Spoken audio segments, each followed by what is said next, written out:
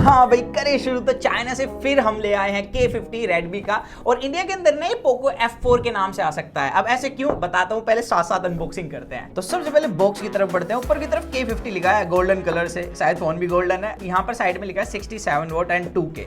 अब इससे तो आप समझ ही चुके होंगे। खैर यहाँ पर मैं बता दूं कि इसके 3 वेरिएंट लॉन्च हुए हैं चाइना के अंदर, एक प्रो और एक गेमिंग F4 GT के नाम से आ सकता है एंड प्रो F4 Pro के नाम से आ सकता है। बाकी ये तो है ही जो कि F4 के नाम से आएगा। तो यहाँ पर देखते हैं इसके अंदर क्या है। इसके अंदर क्लियर केस दिया हुआ है और इसका जो प्राइस है ना चाइना के अंदर वो 28,500 रुपीज के अराउंड है इंडियन करेंसी में, और मेरे को लगता है इंडिया के अंदर अराउंड 30 से लेके 32,000 तक आ सकता है। तो यहाँ पर इसका लुक देखो भाई, सिल्वर कलर का ये फोन है।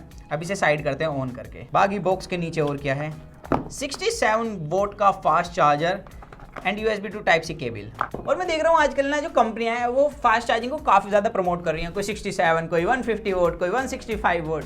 तो पहले भी दे रही थी कंपनी 67 वोट तक, तो जब तो इतना नहीं हल्ला मचाया था। लेकिन जब से ना दूसरी कंपनियों ने चार्जर निकाला है बॉक्स के अंदर से, सारी कंपनियां आ गई हैं और कहने लगी हैं भाई हम दे रहे हैं ना चार्जर, वो भी फास्ट चार्जिंग के साथ। अबे साले। और first impression is the last impression. तो सबसे पहले ये फोन थोड़ा सा मोटा फील होता है हाथ में, साथ ही इसका वेट भी ठीक है, बट वेट डिस्ट्रीब्यूशन मस्त है। और यहाँ पर जो बैक में मटेरियल यूज करा गया है ये ग्लास है, बट नाम नहीं पता कि कौन सा ग्लास है। लेकिन फ्रंट का पता है भाई, फ्रंट में इन्होंने विक्टस की प्रोटेक्शन यूज करी है, तो यहाँ पर तो मस्त है। बट मैं एक चीज कहना चाहूंगा, लाइक मेरे को जो इसका बैक डिजाइन है ना वो बहुत ज्यादा सिंपल लगा। लाइक रियलमी का एक फोन आता है बहुत ही कम प्राइस में 10-15 हजार वाला, उसके जैसे इसका लुक है, आप स्क्रीन पर देख सकते हैं। तो यहाँ पर रेडमी को कुछ नया करना था डिजाइन में। बाकी इसका साइड का फ्रेम प्लास्टिक का है और इसके अंदर मेरे को कहीं भी 3.5 mm जैक नहीं दिख रहा, तो हमारा गड्ढा हमसे छीन लिया है। बट IR ब्लास्टर की शक्ति पूरी दी गई है भाई ऊपर की तरफ। और एक चीज हम कैसे भूल सकते हैं इस फोन के बारे में, वो है ये IP53 water and dust resistant phone है। तो आप इसे मस्त पानी में डाल सकते हो, लेकिन ज्यादा देर तक मत डालना।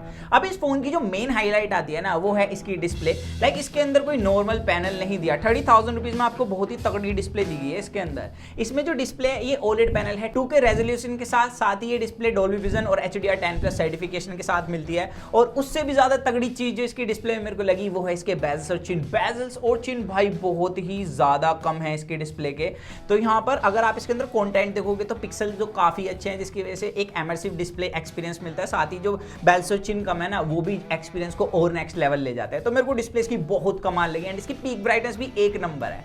लेकिन यहाँ पर जो एक डिसअपॉइंटमेंट वाली चीज आती है जो कि हमारे साथ रेडमी करता ही है, वो है कि इसके अंदर इन डिस्प्ले फिंगरप्रिंट सेंसर नहीं दिया। इसमें साइड माउंटेड फिंगरप्रिंट सेंसर मिलता है। ये एकदम ना फ्रीक्वेंटली अगर आप तेज तेज ओपन करोगे तो नहीं होगा, बाकी इसकी स्पीड तो ठीक है। तो एक सॉफ्टवेयर बग लग रहा है मुझे जो कि रेडमी सही कर सकता है। बाकी इसके अंदर 120 हर्ट्ज का रिफ्रेश रेट का तड़का भी है और ये काफी अच्छे से वर्क कर रहा है। और मैंने देखा है जो चाइनीज MIUI होता है ना, इंडियन MIUI के कंपैरिजन में ज्यादा अच्छे से ऑप्टिमाइज होता है और वो चीज यहाँ देखने के लिए मिल भी रही है। बाकी ये जो Poco F4 AKA Redmi K50 है, ये एक चीज के लिए और काफी ज्यादा फेमस है, वो है इसका प्रोसेसर। इस फोन के अंदर वही प्रोसेसर दिया गया जो कि Realme GT Neo 3 के अंदर हमने टेस्ट करा था, MediaTek Dimensity 8100 processor.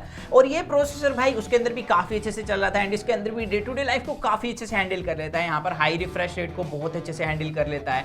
App opening closing इसकी काफी फास्ट है एंड मैंने जितना भी देखा इसको यूज करके भाई ये बिल्कुल फ्लैगशिप वाली डे टू डे लाइफ में परफॉर्मेंस देता है। इवन हमने इसके अंदर AnTuTu भी रन करा है एंड यहाँ पर मैं आपको स्कोर दिखाता हूँ, 1 मिनट रुकेगा। ये 888 के बराबर ही है। लेकिन इसके अंदर सबसे ज्यादा जो डिसअपॉइंटमेंट वाली चीज आती है, लाइक पोको की F सीरीज गेमिंग के लिए काफी ज्यादा फेमस है, साथ ही जो प्रोसेसर है उसको भी 888 के बराबर का बताया गया है। उसके बाद भी यहाँ पर जो आपको सेटिंग्स मिलती है वो काफी कम है। स्मूथ में 30 FPS, बैलेंस में 30 FPS, HD में 30 FPS। तो जब हमने Realme GT Neo 3 को अनबॉक्स किया था अपने चैनल पर, अगर आपने चेकआउट नहीं किया तो जरूर करना, उसमें भी सेम सेटिंग्स मिलती थी। तो मुझे लगता था कि चाइनीज यूनिट है, इंडियन गेम है, तो हो सकता है ऑप्टिमाइज ना हो, बट अभी जो उसकी इंडियन यूनिट आई है उसमें भी सेम सेटिंग्स मिलती हैं। तो अभी ये जो प्रोसेसर है ना वो तो काफी कैपेबल है, लेकिन इसकी सेटिंग्स को अनलॉक नहीं करा गया है गेम में। और जब ये फोन आएगा मे बी जब हो जाए, बट अभी तो कुछ भी अनलॉक नहीं है इसके अंदर। स्पीकर्स बहुत अच्छे हैं भाई, मतलब 3.5 mm जैक और होता तो और मजा आ जाता। तो यहाँ पर गेम प्ले तो भाई 30 FPS के हिसाब से ठीक देखने के लिए मिल रहा है, बट जिस प्राइस पर ही आ रहा है ऑलरेडी उस प्राइस के अंदर काफ़ी सारे फ़ोन हैं जो 90 FPS तक आपको ऑफर कर रहे हैं, मिनिमम 60 तो कर ही रहे हैं। तो यहाँ पर सेटिंग्स अनलॉक करने की ज़रूरत है इस प्रोसेसर के साथ। और इसके अंदर मैंने सुना है जो जिनशिन इम्पैक्ट गेम है वो काफ़ी तगड़ा चलता है, तो उसे भी एक बार टेस्ट करना बनता है। तो जिनशिन इम्पैक्ट में तो गेम सेटिंग्स काफ़ी सही मिलती है, फुल मिलती है भाई 60 FPS तक। बहुत हल्का सा फ्रेम ड्रॉप मिला, ओ जिटरिंग मिल रही है भाई तगड़ी वाली। अभी तो जस्ट स्टार्ट कर रहा हूँ, थोड़ी थोड़ी जिटरिंग मिल रही है। जैसे थोड़े से ना आप उसकी शक्तियाँ यूज़ करोगे उस टाइम पर थोड़ी सी जिटरिंग मिलना स्टार्ट हो जाती है, बट एज सच कोई मतलब मेजर मेरे को प्रॉब्लम नहीं लग रही है। काफ़ी अच्छे से हैंडल कर रहा है जिनशिन इम्पैक्ट को भी। तो जिनशिन इम्पैक्ट का भी जो गेम प्ले है वो ठीक है इसके अंदर, और मैं कह सकता हूँ अगर इसके अंदर सेटिंग्स अनलॉक होती है ना तो ये प्रोसेसर काफी अच्छे से हैंडल कर लेगा, लेकिन अभी मैं इसको रिकमेंड नहीं कर सकता अगर ये अभी जल्दी में इंडिया के अंदर आता है। अब 30,000 के हिसाब से जो मेरे को एक सबसे बड़ी डिसअपॉइंटमेंट वाली चीज लगी वो है इसके कैमराज। लाइक फ्रंट में 20 मेगापिक्सल का कैमरा दिया है छोटे से पंच होल के अंदर, एंड हमने इसे जितना भी टेस्ट करा ना, लाइक ये बैकग्राउंड लाइट को अच्छे से कंट्रोल नहीं करता है, इसके अंदर जो डिटेल्स है फ्रंट में वो काफी कम मिलती हैं। साथ ही अगर आप धूप ले लेते हो थोड़ी सी भी चेहरे पर और फोटो कैप्चर करते हो तो सन किसकी जगह सन रैपट मारता है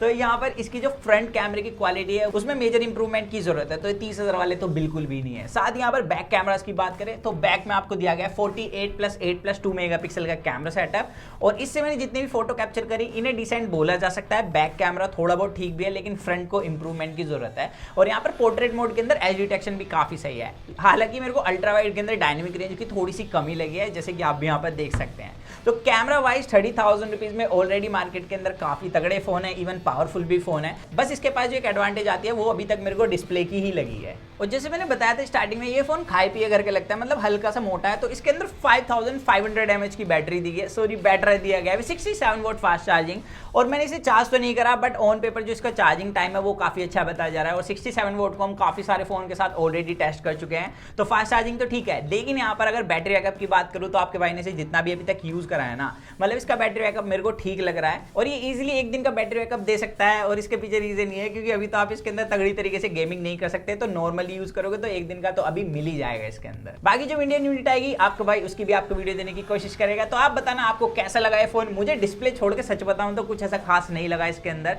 क्योंकि 30,000 के अंदर iQOO ऐसी और भी बहुत सारे फोन पहले से ही हैं जो कि आप बाय कर सकते हैं। सो दैट्स इट गाइस, आज की वीडियो के अंदर सिर्फ इतना ही था। तो मिलते हैं जल्दी कूल और एक्साइटिंग वीडियो में, जब तक के लिए जॉन मैं guys, do what you heart, stay tuned with that weird box guys.